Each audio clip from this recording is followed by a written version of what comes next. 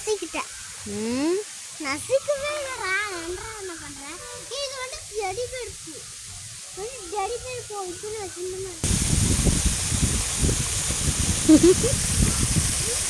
நான் எடுத்துட்டேன்.